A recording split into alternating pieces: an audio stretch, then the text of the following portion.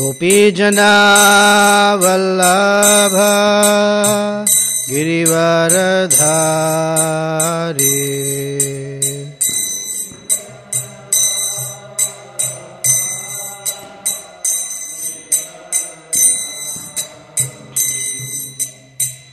Yashodanandana Braja Janaranjana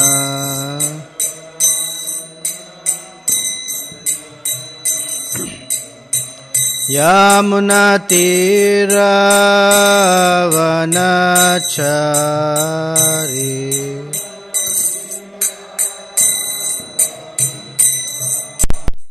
Yamunatira Vanachari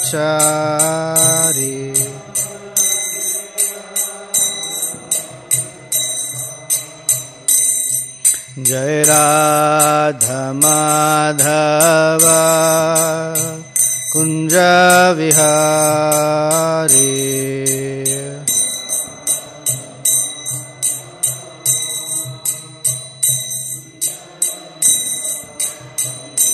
Jaya Gopijana Vallabha Girivaradhari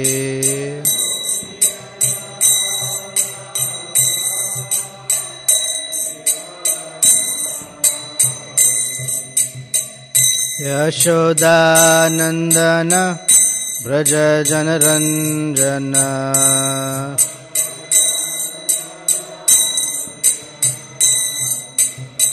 Yamunatira Vanachari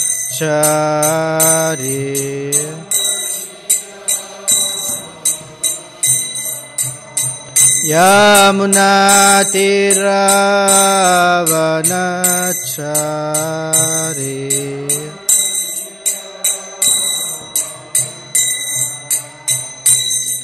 Jai Radha Madhava Kunja Vihari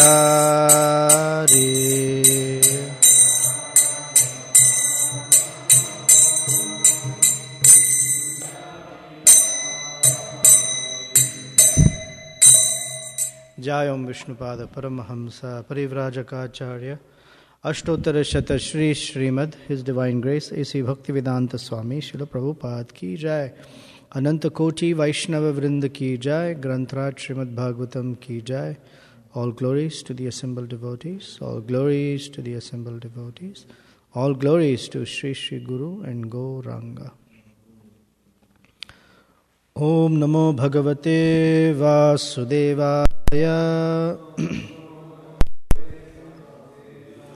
Om Namo Bhagavate Vasudevaya.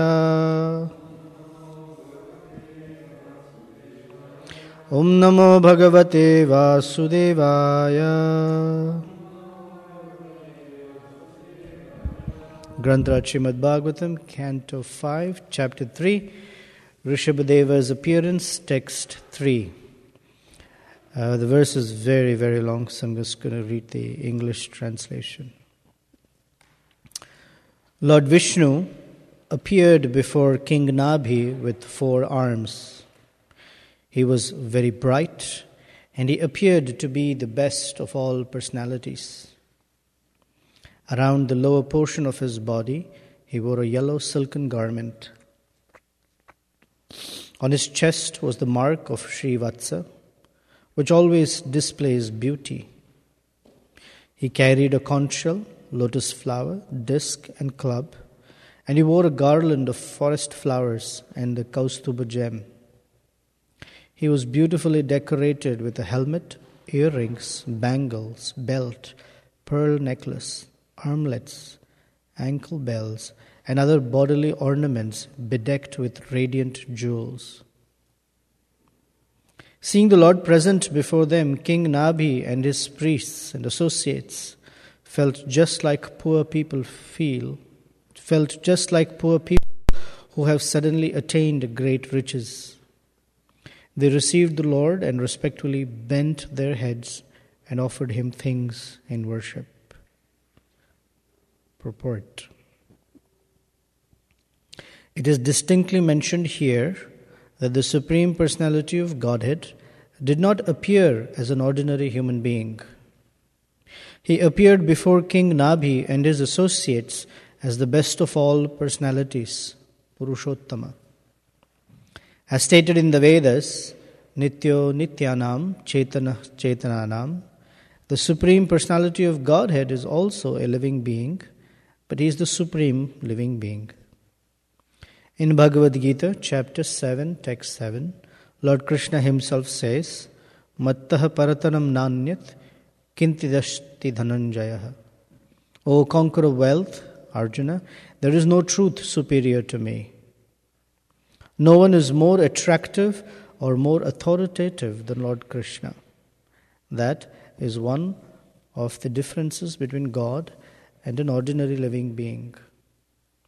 According to this description of the transcendental body of Lord Vishnu, the Lord can easily be distinguished from all other living beings. Consequently, Maharaj Nabhi and his priests and associates all offered the Lord obeisances and began to worship him with various things.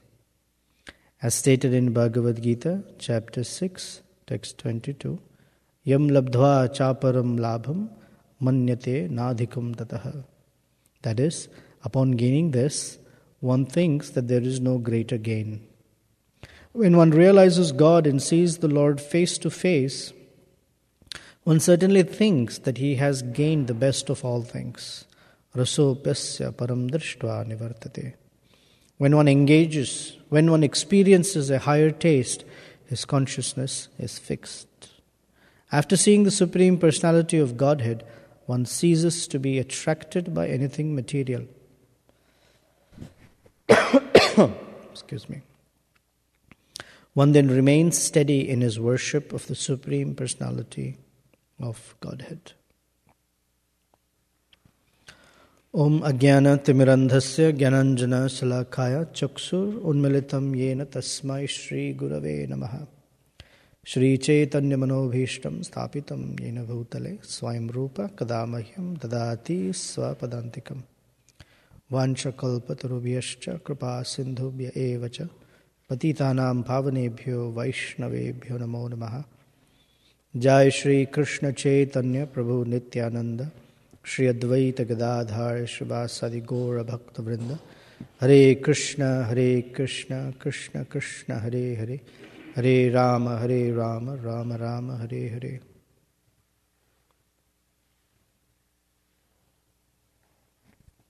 Hare Krishna.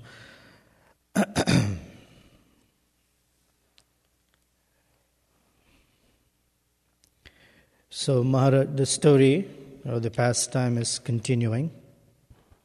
Maharaj Nabhi, the son of King Agnidra and Purvacheti, he wished to have sons. And so he began offering prayers to Lord Vishnu.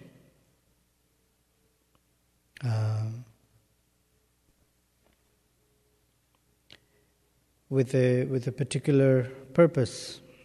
The purpose was to have sons, so those sons can carry on the legacy of this family. Generally, people want to have children, sons or daughters, because it's a fulfillment of their sense gratification. It is their happiness. To have a little baby who babbles and makes funny sounds and drools, and it's all part of the happiness for a parent. And while there is this kind of joy, great kings who are called Raja Rishis, they want to have sons for a particular purpose. Of course, fatherhood, all that. But higher than that, because they are great personalities, they always do things for a higher purpose.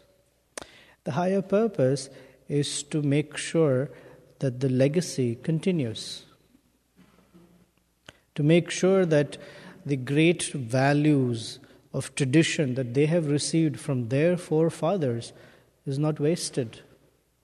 It does not go into oblivion, but that it is maintained and that it is nurtured and passed on to future generations. In one sense, this is the meaning of parampara, right? If that were not the case, Prabhupada would have been very happy in Vrindavan and blissfully chanting and doing his reading and studying, and never wanted to have more sons and daughters. So, expansion of lineage happens in two ways. One is through preaching, the other is through organic growth. And it's important because if you don't pass on the traditions, if you don't pass on the knowledge from one generation to another generation, it is an indication of hard-heartedness. It is an indication of dwindlement in compassion. Because future generations means that future generations are further removed from truth. Because with time, everything degrades.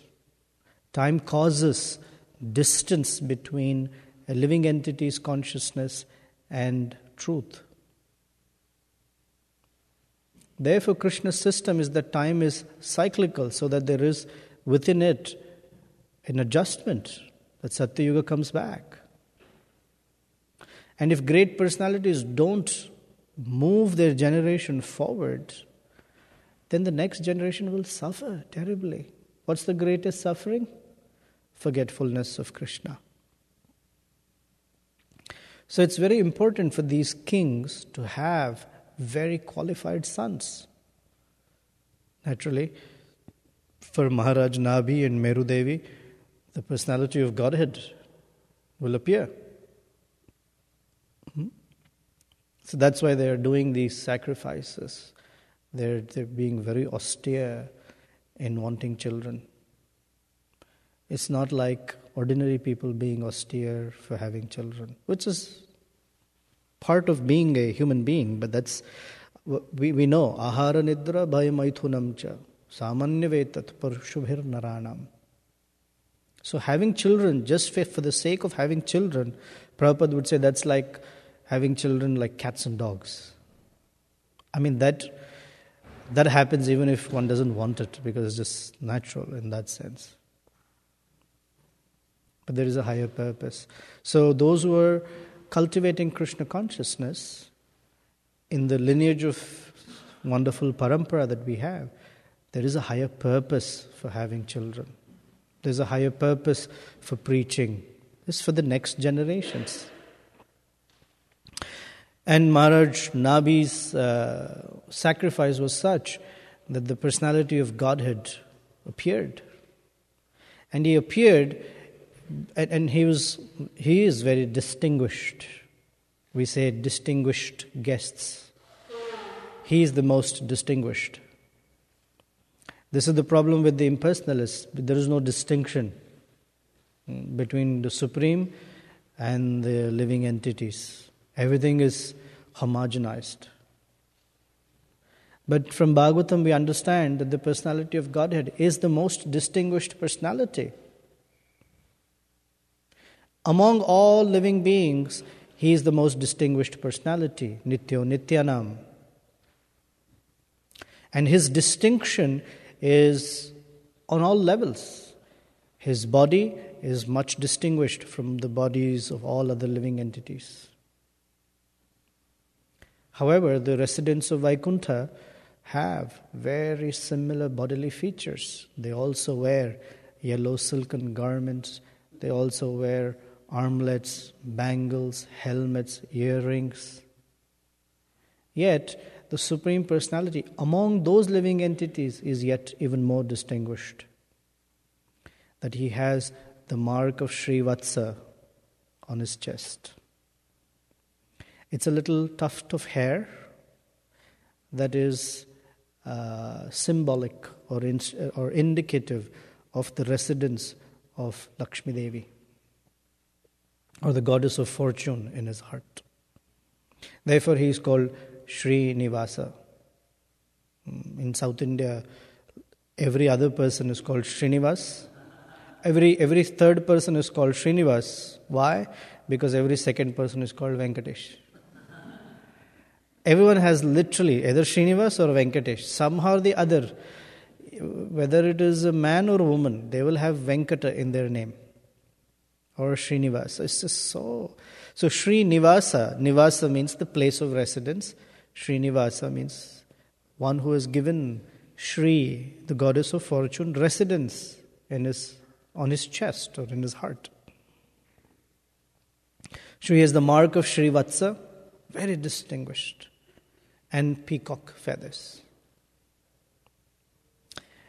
So that's how he is distinguished in body. Distinguished in speech, because when Krishna speaks, the entire universe listens. So he's very distinguished in that way. And distinguished in mind, because here it says Chetana, Chetananam. Among all those personalities who have a mind and don't use it, he's the one whose mind is perfect at all times. I'm going to pick on some persons here. Not on the persons here, but certain type of persons. There was a man who was diagnosed with severe brain damage. And so the doctors told him, we will need to perform a brain transplant. He said, oh. So they told him, in the basement of our hospital, there are many brains that we have kept in storage. And you can choose whichever you like. I said, oh. So he went to the basement and he saw them, these brains were floating in this formaldehyde or whatever that substance is, liquid. And there was a price tag. So the first brain he saw, the price tag was $100,000. He said, whoa, why is that so expensive? So they said, well, it's the brain of a scientist. And with this brain, the scientist made many discoveries, came up with many theories and new inventions in the field of science, technology. So let me look at another one. And another one said $80,000. Said, why is this expensive? I said, this is expensive because this is the brain of a musician or an artist, and they came up with so many wonderful creations in the field of music and art. Very, very distinguished person. Said, oh, very nice. Then he saw another brain. It was about $90,000. So what's that? He says, the brain of a mathematician. It worked very quickly, could perform complex calculations and etc. Away, there was a brain that was $250,000. So he's like, wow, why have you kept that aside? He said, that's a very special brain. So, oh, really? So in India, we usually pick on the Sikhs. So I'm going to pick on the Sikhs for tonight. You can add anyone there you like. He said, that's the brain of a Sikh. I said, what's so special? He said, that is brand new. It has never been used. Brand new, never been used. So Chetananam, among those conscious persons who are supposed to be mindful and mind, Krishna's mind is the most creative, most active. And by his consciousness, he sustains all other living entities. This is the power of consciousness. It has the strength to sustain other living entities. By our consciousness, we can sustain ourselves and maybe, if you try very hard, for some time, another living entity. And then it changes. But Krishna's consciousness is such that he can sustain all living entities for eternity. Chetanas Chetananam. It's a very, very distinguished person. Therefore, when he says, Mattaha parataram nanyat kinchidasti dhananjaya, that there is no truth higher than me, it is a factual statement. That is because truth by nature means from which other things have reference. When things referred to truth, they have meaning. And in this world, we make distinction between absolute truth and relative truth. In fact, we don't even know absolute truth. Mostly it's relative truths. And our truths are only valid as long as the truths that they refer to are valid. All our theory of magnetism is true because to some degree they depend on the truth of electricity, theory of electricity, magnetic fields. Or our theory of atomic theory or things that we derive is true on the basis of more subtle or fundamental truths about the atom or electron and properties of an atom, etc. When the referred truth changes, all our other relative truths change. Such as, people say, I love you. And when that circumstance on the basis of which that love exists, if the circumstance changes, love changes. So we operate in a very relative world. But Krishna says, Mattaf parataram na anyat. That means I am the basis for all other truths to exist and be true. And the reality or the platform of truth for Krishna doesn't change because Krishna is not a changeable person. So his appearance at Maharaj Nabhi's sacrifice is a very significant event. And they say that the Maharaj Nabhi and his associates and priests, they worshipped him with various things, various articles. In our deity worship, it is called upachara. Upachara means articles of worship, ingredients for worship. And generally, we say Shodasha Upachara, 16 items that we offer.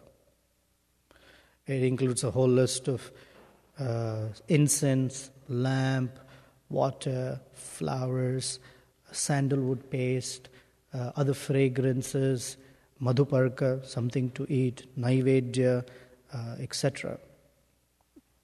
And in different ways, upavita, clothes, jewelry, they're all considered within the upacharas. They're meant for worship of the deity or the personality of Godhead. These things become valuable because they are meant to be used in Krishna's service. Persons who don't recognize the value of things. Why do people don't recognize value of things? Because they don't understand their source. If someone understood source, they would understand value. The reason, people are irresponsible with their money or irresponsible with their lives or is irresponsible with things that they have is because they don't recognize or appreciate where these things come from. Especially in the Western countries, food, for example. Especially in America. Food is served in like this gargantuan quantities.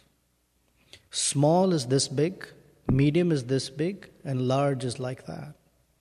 When I came to this country and I saw a large soda cup this big, I was shocked. I mean, most people in India take a bath with so much water.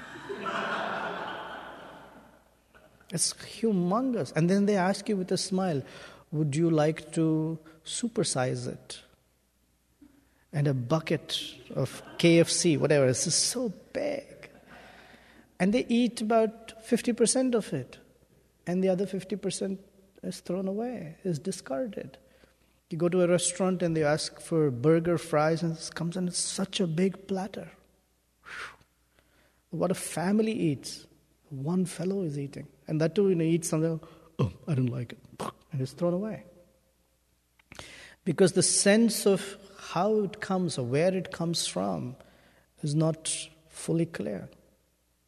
And so sometimes adversities are good teachers. Because in adverse conditions, people learn better. Therefore, we're put into material energy. It's an adverse situation. So with the hope that we learn. When people live poorly or in an impoverished condition, they value even the small things. Nothing is wasted in the case of food. Of course, if you go to France, you pay 100 francs and you get like tiny little thing with a little decoration of, julienne carrots, and that's really the special food that you have to eat. So the French are very good about not wasting. I'm just joking. That's not the case. So it's when we don't appreciate the source, then we don't value those things. And then the next point that he makes, this is like the heart of it. Yam labdhva chaparam labham manyate na adhikam tataha. When one gains this, and in case this is the darshan of the Supreme Personality of Godhead. Yam labdhva, after achieving this, manyate, one considers, na adhikam, there is nothing greater than this. For us, this verse in Bhagavad Gita is actually Krishna's talking about when one achieves the transcendental platform, one comes to this realization that there is nothing greater than this. And so his mind becomes very steady. The mind is, which for us means, the mind is unsteady because it is always it is always searching for something. It is wanting something. It is wanting that it can be fully satisfying. And the fully satisfying feature for us is the process of bhakti. Of course, in the ultimate issue, it's the relationship with Krishna. And the process of bhakti is the medium within which that realization is possible. So having attained the process of bhakti, having come to performing bhakti, this verse is applicable. Yam labdhva cha aparam labham. The seed of bhakti, if you will, the taste of bhakti, the opportunity for bhakti is the greatest gain. There is nothing higher to achieve than this. Therefore, even the yogis, the impersonalists, they also come towards the process of bhakti. And if one thinks that after bhakti yoga, I'm going to look for something else higher, there isn't. Manyate na adhikam tataha. There isn't anything higher or more pleasurable than bhakti. Our experience may not be like that, because sometimes bhakti can be very excruciating. Then the conclusion is not that bhakti is not a good process. The conclusion should be that our application of bhakti needs improvement, or needs us for us to revisit and reconsider a few things. And the reasons why bhakti doesn't satisfy the heart is because here Prabhupada is referring to the higher taste. Rasopyasya param drishtva nivartate. This rasopyasya, we have not yet gotten the taste of bhakti. We may be doing activities of bhakti. Bhajana kriya may be happening. but the taste hasn't come yet. Now, there's one mention of taste in the 9 processes or 9 stages of bhakti. That is anartha nivritti, nishtha, ruchi, asakti, like that. That ruchi, what I'm referring to, is a little different than the ruchi that I'm talking about right now. The ruchi at this, I guess, our pre-anartha nivritti or within anartha nivritti stage of things, that ruchi is determination. It's characterized by determination. That things may be going up and down, but my performance of bhakti should not change. And within that, from that determination comes taste. Krishna says something similar in the Bhagavad Gita, 7th chapter, where he talks about a person who becomes free from duality. Dvandva mohena bharata. And for that freedom from duality, although dvandva mohena is not freedom, dvandva mohena means one is bewildered by duality. So he says, yesham tu antagatam papam.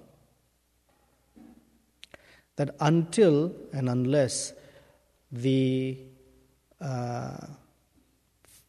been using the term fruitive mentality, but papa is nothing but a fructification of past fruitive tendencies and activities. We call it sinful reactions. Yesham tu antagatam papam jananam punyakarmanam tve dvandva moha nirmuktan bhajante mam dridhavrata. So the determination is the necessary tool to go beyond papa and dvandva. And from that determination comes taste. Therefore we are called upon to perform Vaidhi sadhana bhakti. Vaidhi means rules or regulated. And rules are meant to give us what? Determination. Because if there were no rules, our bhakti could be sloppy or it could be whimsical. And whimsical nature is reflective or symptomatic of uncontrolled senses. Whimsical means, today I like it, I will do it. Tomorrow I don't like it, I don't care. This is whimsical attitude. So rules, vidhis, they help us go beyond that. And from that comes taste. From Vaidhi Bhakti comes Raga Bhakti, spontaneity. So Ruchi means spontaneity. That our attraction to the activities of Bhakti, the personalities within Bhakti is spontaneous. That it is becoming natural. And now, from the 9 stages of Bhakti, the dampers or the inhibitors are the anarthas. Because of anarthas, we don't get the full taste of things. I think of 2 examples. Suppose we have a severe tooth pain. Anyone experienced tooth pain? Yeah. The nerves pull like anything, and you get a headache and can't open your mouth. And suppose you have something very nice to eat, hot samosas. We can't experience the taste of the samosa because there is an impediment, a sore tooth, or a nerve actually. Nerves are sore. A sore nerve by which we have this tooth pain. So we cannot enjoy. That's the anartha. It's the impediment. Or Rupa Goswami gives us the example of jaundice. Sitoptarasana. Because of jaundice, the liver is affected, that there is no taste for the sweetest of things. There's bitter. We have a bitter experience. That's true because of jaundice of the liver, figuratively speaking. Even the sweetest of persons, we have bitter experiences with them. In the sweetest of the holy names, like Krishna's name, we have bitter experiences with it. The sweetness of serving Krishna, we have bitterness in that. So the bitterness is not reflective of the people or the process. It's the reflection of our consciousness, our deceased consciousness. So the ruchi is not there. And we are recommended that anudinam, kintu anudinam adarat, that the cure is every day, with great respect, continue bhakti. That means with determined effort. Cast aside the whims of the mind and just stay put. That determination is necessary. Then the experience of yam labdhva chaparam labham manyate nadhikam tataha. That conclusion becomes ours. Right now the conclusion may not be ours. It's something that we are operating with. And we have different degrees of realization of this truth. One degree is prior to coming to the process of devotional service. If we consider today and look back at our lifestyles, then hopefully we understand, I don't want to be there, I'm happy to be here. That's an indication of yam labdhva chaparam labham. Because if that's not there, then we would be walking out of this door. We have some ruchi. It's not that it's not there. It's at different levels or different intensities. When we look at our lifestyle, when we look at the kind of speech we used to use, I know, my gosh, every other word was something really bad. From such language, from such hobbies. I don't want to talk about my hobbies, but the hobbies that people have, or we used to have, the kinds of things that we thought was enjoyment, the kinds of foods that we thought were very good, etc., the kinds of friends and relationships that we were really hankering after to hear. These are indicators of some advancement of taste, or some experience of taste. It's not the highest, it's not the fully intense taste, but it's in the right direction. And to get that full taste, we have to determinedly continue. Then is this param drashtva nivartate, the full taste. The full taste is a full experience of seeing Krishna face to face, or fully absorbed in serving Krishna. Okay, so that's some thoughts. Any comments or questions, Himanshu?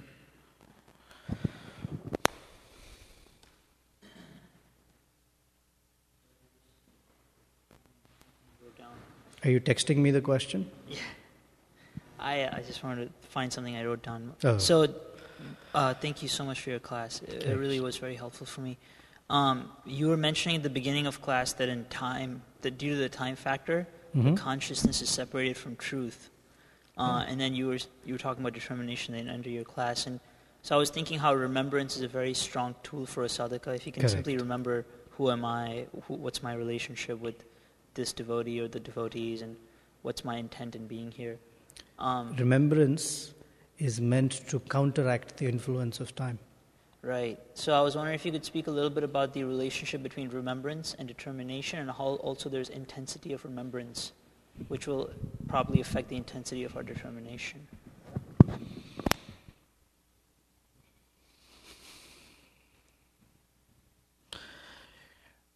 in the Vedic system, there is so much emphasis on remembrance. Because with time, that's the way to preserve things. If you preserve it in books, it goes away. The Vedic system, things were never written down. They were preserved in people's memories.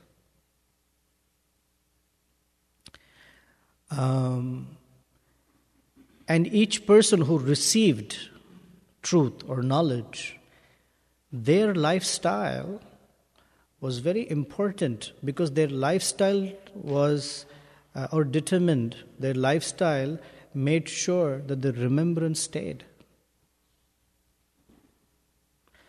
And how does remembrance stay with us? Memory stay with us? We discussed a few weeks ago. When the senses are pure.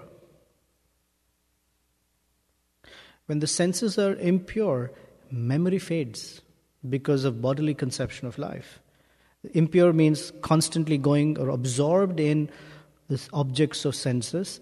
Then the mind drifts from one to another, and memory is gone away. In Kali Yuga we say, memory reduces. The 12th canto it's described. Tataschanudinam dharma satyam shaucham kshamadaya kalena balina rajan nankshati ayubalam smriti. With progression of time, these things degrade. Why? Because sense gratification becomes the norm of life, the goal of life. So determination is that I should keep my senses pure. I should keep my mind clean. And bhakti is meant to do that, because in that is the removal of other identifications. One way of thinking of contamination is the bodily conception of life, upadhi. So bhakti means sarva upadhi vinirmuktam. The mind is clean of these designations. Or false ego is clean of these designations. So what helps determination is the service attitude. If we are not enhancing our service attitude, our determination will become weak. I've heard it said differently, I've just used different language, that enthusiasm can only be sustained on a spiritual conception of life. If we don't have a spiritual conception of who we are, our enthusiasm will go up and down, mostly down, once in a while up. And when it is down, what is the one thing that gets our enthusiasm up? Is the presence of a very uplifting association. Immediately. Why? Because of their conception that is spiritual. Therefore, bhajana kriya, the strength of bhajana kriya is determined by the strength of sadhu sangha. These things nurture our determination. And they work together. The determination that nurtures faith. Faith nurtures taste. Taste nurtures determination. Like that. Things move. Because we just described that the 9 stages of bhakti is also the growth of faith.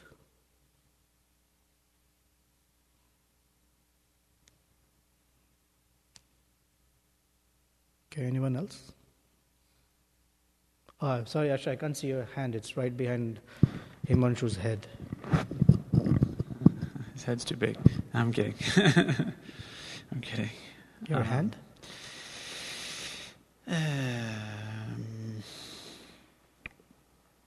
Sorry, I forgot how I was going to phrase the question. Okay.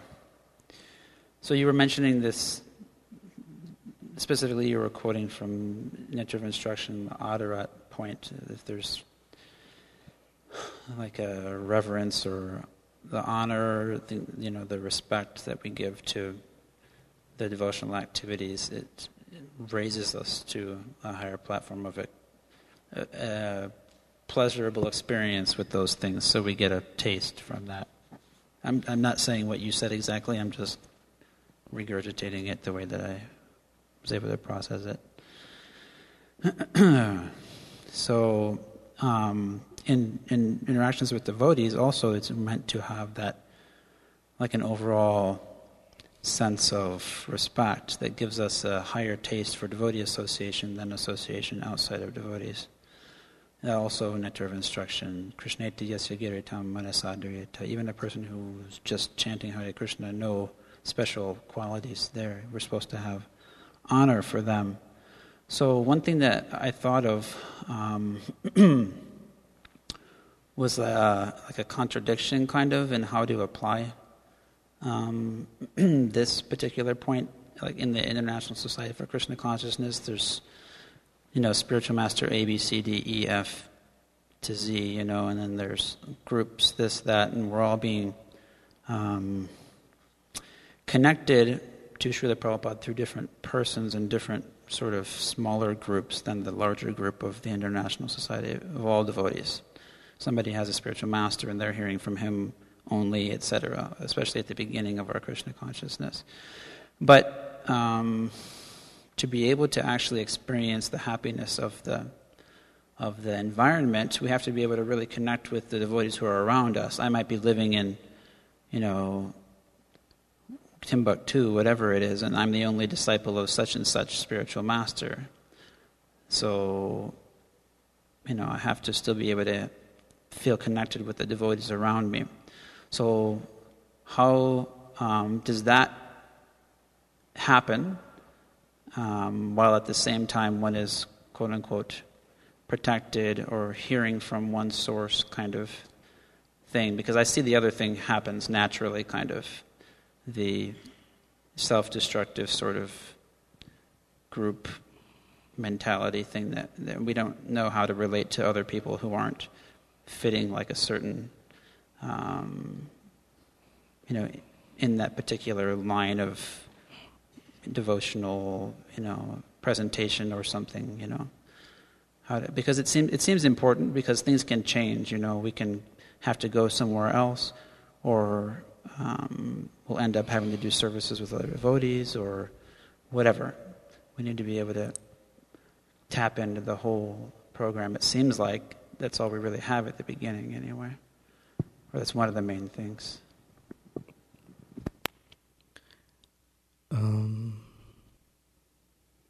I don't know if you meant it that way, perhaps not, but I'd like to edit one piece of the statement. That different spiritual masters are connecting us to Srila Prabhupada. These different spiritual masters, their goal is not that they're connecting us to Prabhupada, they're connecting us to Krishna, on the basis of Srila Prabhupada's teachings, our guiding principles for bhakti come from Srila Prabhupada's teachings. Because our experience of Krishna is by the agency of the spiritual master who's the member of the disciplic succession. Now what happens is, thinking of myself as belonging to a particular clan is part of my upadhi. I am such and such guru's disciple. And that distinction, as if it is so different, that such and such is a disciple of a different guru, it is still an upadhi. So as long as one has these upadhis, bhakti is not pure. We refer to that verse as a sarva upadhi vinir muktam. So a devotee's maturity is to have a very deep connection with one's spiritual master, because that's the link to the parampara. But if that link is strong, if that link is genuine, then one sees oneself and others as part of Krishna's family. And in that family, it's not this or that or this or that. It's all one family.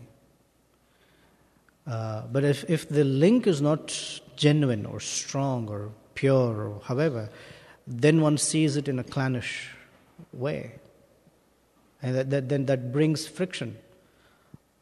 My group and your group and whatever. It's just terrible. So appreciating ourselves and others as all part of Krishna's family, that's important. So that's my thought. Since you edited the statement, the reason why I'm putting it in that context is that within the International Society for Krishna Consciousness specifically, we have a connection with each other as followers of Srila Prabhupada. Correct. As opposed to, I'm respecting some other Vaishnava group over there. Like, I don't feel a connection with them. Correct. Not necessarily. In the greater realm of things, I'm supposed to feel a connection with all living beings, right? But until we come to a higher stage, we're not going to recognize that. But at a lower stage, we can recognize a connection with one another as just followers of ISKCON. That is correct. So in that sense, I'm saying connecting us with Srila Prabhupada gives us a basis for being able to understand how to honor everyone else within this, still small but a lot bigger group of devotees who are following Srila Prabhupada's teachings. Yes. So in that sense, I think our spiritual masters do need to connect us to Srila Prabhupada. Connect us to in the sense that everything is on the basis of Prabhupada's teachings, and he is our common Siksha Guru from whom we're learning everything. His teachings, yes, in that sense, yes. Yeah, so built into my statement, which you pointed out, is the fact that it seems like if we all are connected more to Srila Prabhupada, we'll be able to appreciate if we all connect to Srila Prabhupada and the mission of the Gaudiya Vaishnava Siddhanta, then we don't see this. It's like, otherwise one cousin fights with another cousin, and we have this all... We begin the Bhagavad Gita with Dharma Kshetre Kurukshetre Samaveta Yoyutsavaha Mamaka Pandavaschaiva. Right. Kima Kurvata Sanjaya. That's how things begin for us then, unfortunately. It's a clannish mentality. My sons of Pandu. Yeah.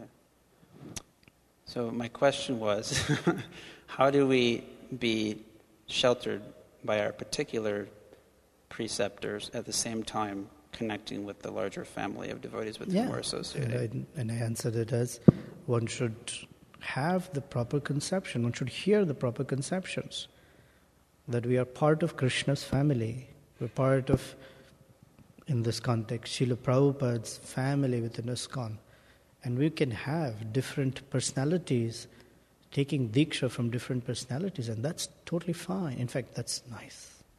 Yeah. That's very nice. Variety is the mother of enjoyment. Krishna enjoys variety, and that's very nice. And we need to learn to respect certain differences of moods and nuances and inspirations, but everyone's trying to serve Krishna. This conception must be heard, discussed, emphasized, and carried within one every day. Otherwise it will not stay. It's something that must be discussed. So, thank you for letting me refine that further. Thank you. Welcome. Bhakta Richard. Hare Krishna Prabhu. So we have our preferences, conditioned and unconditioned, and we... You want to qualify that statement, we have our preferences? Because it may be within prasadam, but not within the personalities of Godhead, no? No, well, that too. But I'm thinking within just maybe certain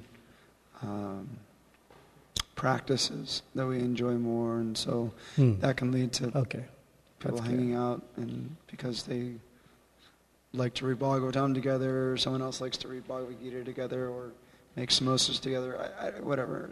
But my question is then, I hope I didn't lose it within this qualification. I know. We can appreciate that there's variety, or at least we can try to, right? because we can understand Krishna is at the center. We're all trying to please Krishna. So if one notices that they don't like something, for instance, is it like a raga dvesha kind of thing, where they realize, actually, I shouldn't have this aversion? Or how do we politely respect, like, hey, that's not my cup of tea, but he's trying, is it more like, he's trying to serve Krishna, clearly he's chanting Hare Krishna, so, okay, I don't want anything to do with that, but I'm asking. I hope it was clear. I'll answer it a little differently in the context of this verse in one sense. We are not meant to appreciate variety only. We are meant to appreciate variety or the unity within that variety. This is our Siddhanta. Though Krishna says in the 9th chapter, Ekatvena Prithaktvena Bahuda Vishvato Mukham. That there are many persons who approach me or the truth with different conceptions. Ekatvena, as that everything is one. So such persons, they try very hard to force everything down to the common denominator. It's called the monists.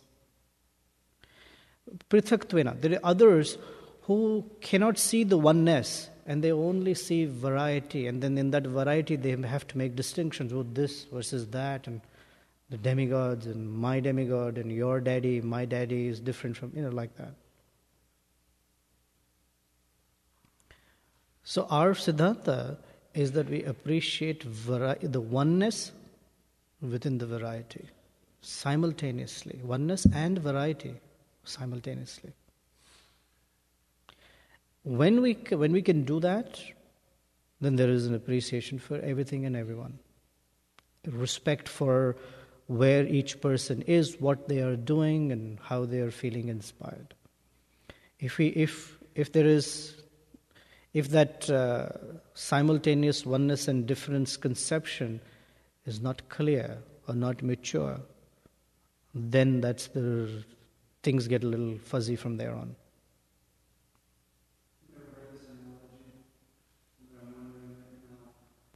Coffee cup that I remember seeing, or a mug that says, no matter where you go, there you are. So if Krishna consciousness is inwardly facing practice, then would it be comparable to being in one automobile in New Zealand and then in another automobile in England?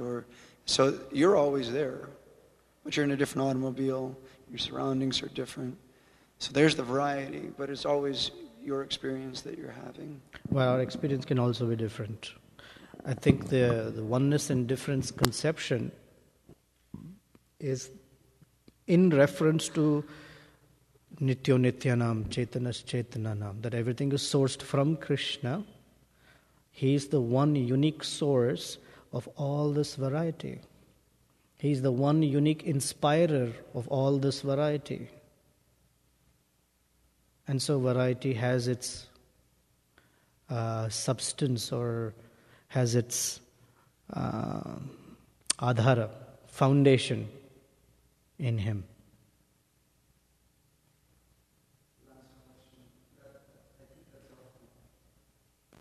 About simultaneous oneness and difference. And on a spiritual platform, it seems like that would be the most simple area to recognize that conceptually. Because there would be Krishna and then his parts and parcels, his devotees. Then in the material world, it almost seems like there's a third thing. Illusion? Yeah. Even illusion has a foundation. So this is Vyasadeva's teachings. It's called Shakti Parinam Vada. That the Supreme Personality of Godhead is an individual. He has multifarious energies that are non-different from him, yet he is different from all of them. So illusion is one of his energies, but simultaneously one and different from Krishna. If that were not the case, we would be in big trouble. Like, how do we offer our food? How does it become prasadam? If simultaneous oneness and difference were not true, then everything is maya. You take a potato, it's maya, it doesn't exist. How can you cook it and offer it to Krishna? And how does it become prasadam? If simultaneous oneness and difference were not a fundamental truth, the concept of prasadam would not be there. This body cannot be used in Krishna's service. The sound vibrations that we do, the speaking, the hearing, we wouldn't have a substance.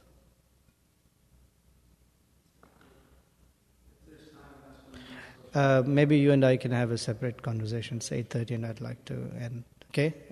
Thank you very much. Srila Prabhupada ki jai. Srimad Bhagavatam ki jai.